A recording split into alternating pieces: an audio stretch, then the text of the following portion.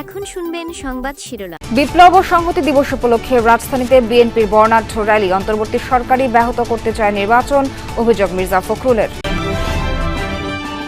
সংস্কারের বিরুদ্ধে গিয়ে মুজিববাদী রাজনীতিকে প্রাসঙ্গিক করে তুলছে অনেকে, মন্তব্য আসিফ মাহমুদের। জুলাই সনদে কোনো নোট অফ ডিসেন্ট চায় না এনসিপি, বললেন নাহিদ।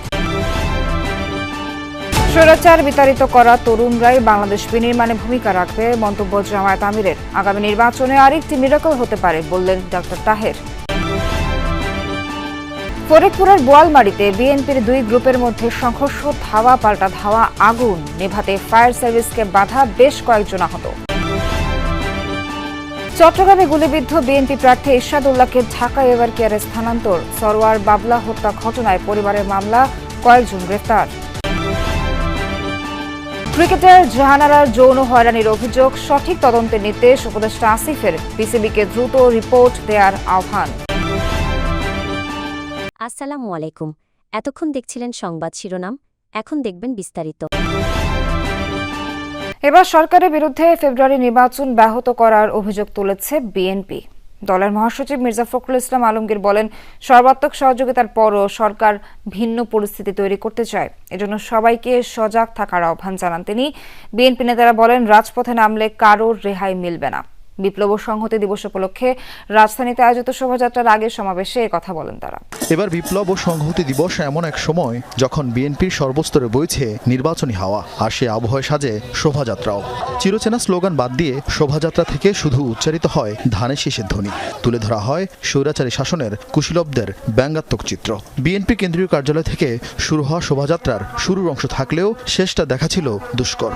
নানা ঢঙ্গে দলীয় নেতাকর্মীদের পাশাপাশি কর্মী সমর্থকদের নিয়ে হাজির হন ঢাকার বিভিন্ন আসনের বিএনপির সম্ভাব্য প্রার্থী ও এমনকি মনোনয়ন বঞ্চিতরাও। ছিলেন সম্প্রতি বিএনপিতে যোগ দেয়া আলোচিত মীর স্নিগ্ধ।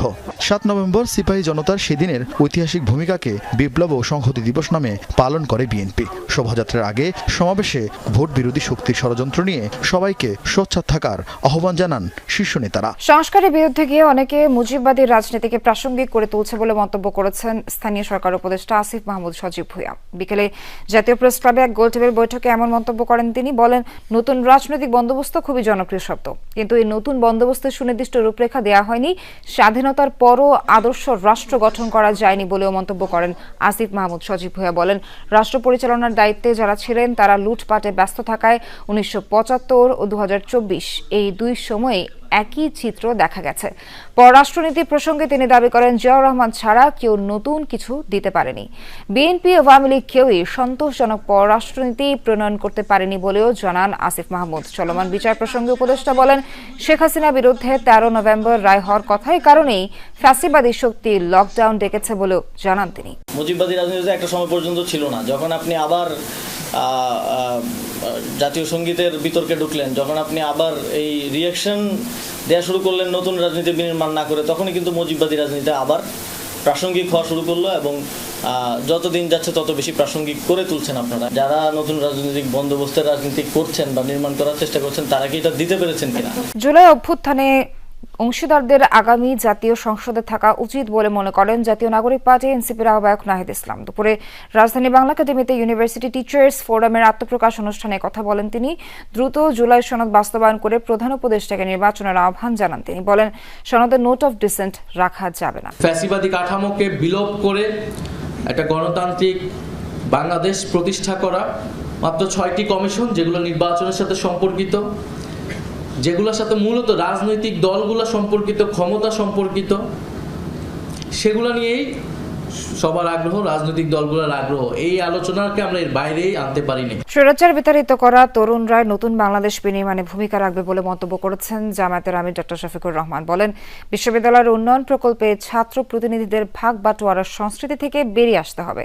দলটির নায়েবে আমির ডক্টর আব্দুল্লাহ মোহাম্মদ তাহের বলেন, আগামী নির্বাচনে আরেকটি মিরাকল ঘটবে। ঢাকা বিশ্ববিদ্যালয় সহ 4টি বিশ্ববিদ্যালয়ের কেন্দ্রীয় ছাত্র সংসদ নির্বাচনে জয়ীদের সংবর্ধনার আয়োজন করে ছাত্র শিবির। অনুষ্ঠানে ডাকসু ভিপি সহ অন্য নেতারা বলেন, চেতনা ব্যবসার আর কোনো সুযোগ নেই। আমরা বলতে চাই, নতুন বাংলাদেশে মুক্তিযুদ্ধ ইন্ডাস্ট্রির ব্যবসা চলবে না। একই সাথে জুলাই যারা চেতনা ব্যবসা করতে চাইবে, সেই ব্যবসা চলবে না। এই অসংখ্য ভাইদের শহীদের রক্তের বিনিময়ে এই বিজয় অর্জিত হয়েছে বলে আমরা মনে করি। এটা আমাদের নিজেদের নিজেদের অর্জন বলে মনে করি না। অতীত খুনি হাসিনার পতন হয়েছিল কেবলমাত্র বিশ্ববিদ্যালয়ের শিক্ষার্থীদের পালস বুঝতে না পারা। আয়োজনে জামায়াতের নায়েবে আমির ডাক্তার তাহের বলেন, বিশ্ববিদ্যালয়ে ছাত্র সংসদ নির্বাচনের প্রভাব পড়বে জাতীয় নির্বাচনেও। ইনশাআল্লাহ আমরা দেখছি, আমরা আশা করছি বিশ্ববিদ্যালয়ের যে রিফ্লেকশন এটাই বাংলাদেশ হবে এবং আগামী নির্বাচনে তারই প্রভাবে আর একটি মিরাকল হতে পারে। জামায়াতের আমির শফিকুর রহমান বলেন, ভবিষ্যৎ নেতৃত্বের জন্য তরুণদের এখনই প্রস্তুতি নিতে হবে। একটা পর্বত প্রমাণ, একটা হস্তিকে তোমরা এই সমাজ থেকে তাড়াতে পেরেছো, তোমাদের নেতৃত্বেই সেটা সফল হয়েছে। তোমাদের নেতৃত্বে ইনশাআল্লাহ আগামী নতুন বাংলাদেশ, বেটার বাংলাদেশ গড়ে উঠবে, এটা আমাদের প্রত্যাশা। বিপ্লব ও সংহতি দিবসের কর্মসূচি ঘিরে ফরিদপুরের বোয়ালমারীতে বিএনপির দুপক্ষের মধ্যে ব্যাপক সংঘর্ষ হয়েছে। আহত হয়েছেন বেশ কয়েকজন। এ সময় কয়েকটি মোটরসাইকেলে আগুন দেওয়া হয়, ভাঙচুর করা হয় দোকানপাট। ফায়ার সার্ভিস আগুন নেভাতে গেলে বাধা দেওয়া হয় সেখানে। এ যেন রণক্ষেত্র, একদিকে দাও দাও করে জ্বলছে আগুন, অন্যদিকে দেশীয় অস্ত্র নিয়ে সংঘাতে জড়িয়েছে দুই পক্ষ। স্থানীয়রা জানায়, ফরিদপুর 1 আসনে বিএনপির মনোনয়ন প্রত্যাশী শামসুদ্দিন মিয়া ঝুনু এবং খন্দকার নাসিরুল ইসলাম। বিপ্লব ও সংহতি দিবস উপলক্ষে ফরিদপুরের বোয়ালমারীতে শোভাযাত্রার আয়োজন করেন তারা। বিকেলে ওয়াবদা মোড় এলাকায় সেই শোভাযাত্রায় অংশ নিতে জড়ো হন দুপক্ষের অনুসারীরা। যারা নির্বাচন চায় না তারাই ভয়ভীতির পরিবেশ সৃষ্টি করে নির্বাচনকে বাধাগ্রস্ত ও বিলম্বিত করতে ষড়যন্ত্রে লিপ্ত বলে মন্তব্য করেছেন বিএনপির স্থায়ী কমিটির সদস্য আমির খসরু মাহমুদ চৌধুরী। চট্টগ্রামে পৃথক 2 কর্মসূচিতে এ মন্তব্য করেন তিনি। আইন শৃঙ্খলা রক্ষাকারী বাহিনীকে আরও কঠোর হওয়ার এবং অবৈধ অস্ত্র উদ্ধারের আহ্বান জানান এই বিএনপি নেতা। ঐকমত্যের বাইরে গিয়ে বিভেদ তৈরি গণতন্ত্রের জন্য মঙ্গলজনক নয় বলে মন্তব্য করেন তিনি। নগরীর চালিতাতলী এলাকায় জনসংযোগের সময় দুর্বৃত্তের হামলায় গুলিবিদ্ধ চট্টগ্রাম 8 আসনের বিএনপি প্রার্থী এরশাদুল্লাহকে উন্নত চিকিৎসার জন্য দুপুরে হেলিকপ্টার যোগে ঢাকায় নেওয়া হয়। 2 দিন ধরে তিনি চট্টগ্রামে এভার কেয়ার হাসপাতালে চিকিৎসাধীন ছিলেন। ঢাকায় নেওয়ার আগে তাকে দেখতে হাসপাতালে যান বিএনপির স্থায়ী কমিটির সদস্য আমির খসরু মাহমুদ চৌধুরী। নির্বাচন বানচাল করতে সন্ত্রাসীদের ব্যবহার করে ভয়ভীতির সৃষ্টি করতেই জনসংযোগে হামলা বলে ধারণা এই নেতার। ক্রিকেটার জাহানারা আলমের যৌন হয়রানির অভিযোগ আমলে নিয়ে বিসিবিকে তদন্ত করে ব্যবস্থা নেওয়ার কথা বলেছেন ক্রীড়া উপদেষ্টা আসিফ মাহমুদ। আগামীতে নারী ক্রিকেট বা ফুটবলে আসছে নানা নীতিমালা, বাড়ছে বেতন ও অন্যান্য সুবিধা। এদিকে বিপিএল এর আগেই বেরিয়ে আসছে ফিক্সিং কাণ্ডে জড়িতদের নাম।